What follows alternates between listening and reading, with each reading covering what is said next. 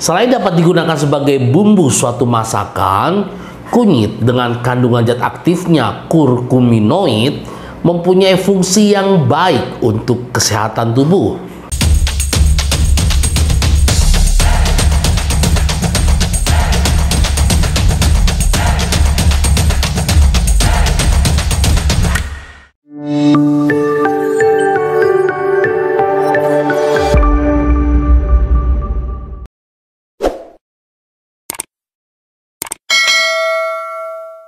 Salam sehat.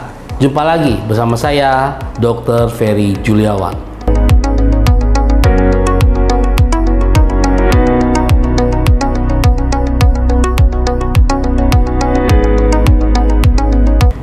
Kunyit memiliki nama ilmiah Curcuma longa, adalah salah satu tanaman rempah yang berasal dari kawasan Asia Tenggara. Selain itu, tanaman rempah tersebut menyebar ke negara Malaysia, Indonesia, Australia, bahkan sampai ke Afrika.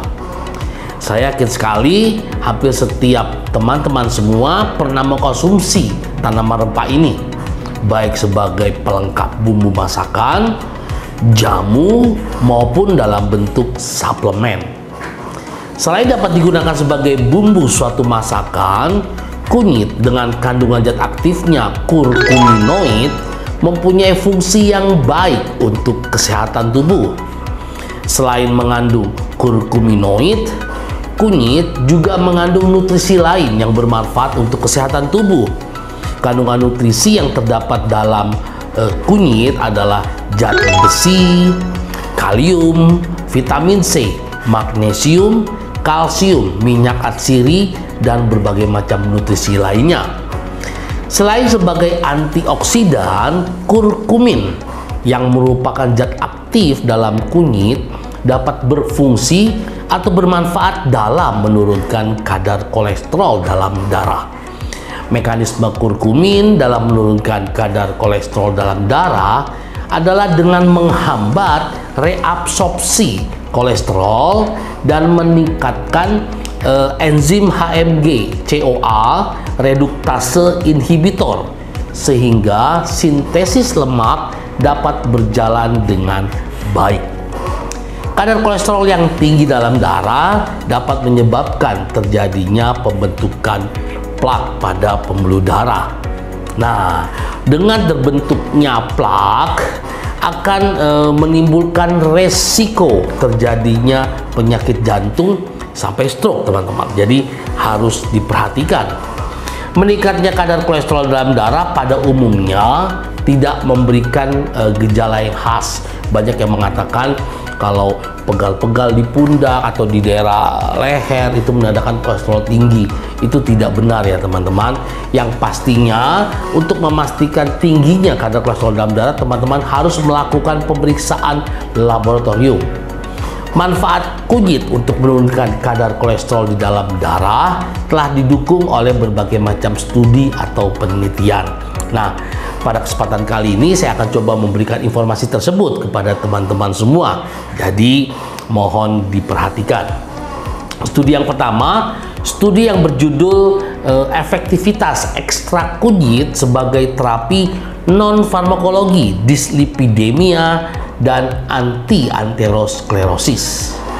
Studi tersebut menyimpulkan bahwa ekstrak kunyit mengandung zat aktif yaitu kurkumin yang mempunyai peranan penting dalam menurunkan oksidasi LDL.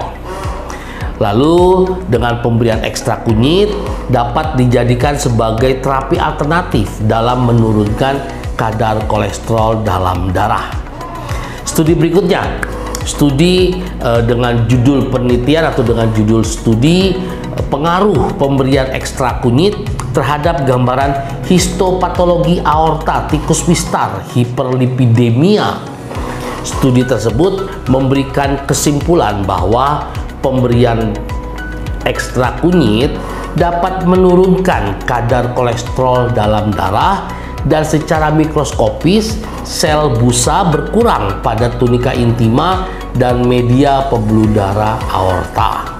Bagaimana cara mengolah kunyit? Saya yakin sekali teman-teman Dr. Ferry TV sudah tahu cara mengolah kunyit, tapi tidak ada salahnya saya coba berikan lagi mengenai cara mengolah kunyit.